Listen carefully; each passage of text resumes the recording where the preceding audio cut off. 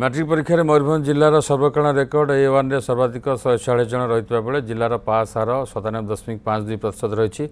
मयूरभंज जिलार 284 विद्यालय 100% पास हार रही। प्रतिवर्ष भली चलित वर्ष बारिपदा स्थित प्रिंस पब्लिक स्कूल 100% पास हार रही।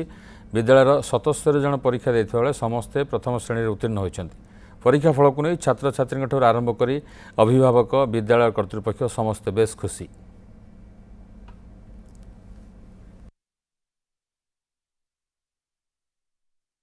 मुझे परिश्रम करते तार फल पाई जदि आउटे कष्ट करें हूँ तो अधिक भल रखी पारि था। मुझे मो school head sir Vijay Kumar Ghosh और मोर पूर्णचंद्र सर को देवाक चाहूँचे आर अन्य शिक्षक शिक्षयित्री आम कष्ट करते देवाई चाहे।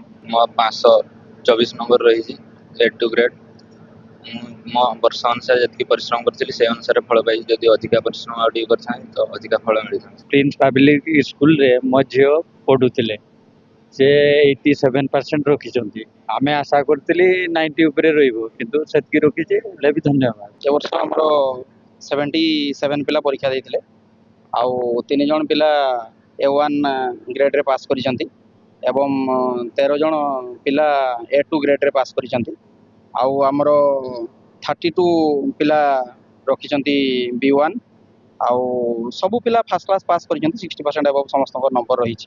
A1 3 जन पाइसंती रेस्ट सब भल सब करचंती आ केतेक पिला आहुरी सुंदर करता स्वास्थ्यगत अवस्था कारण से भल कर पारना से आम दुखित किंतु भविष्य में उज्जवल कामना करूँ।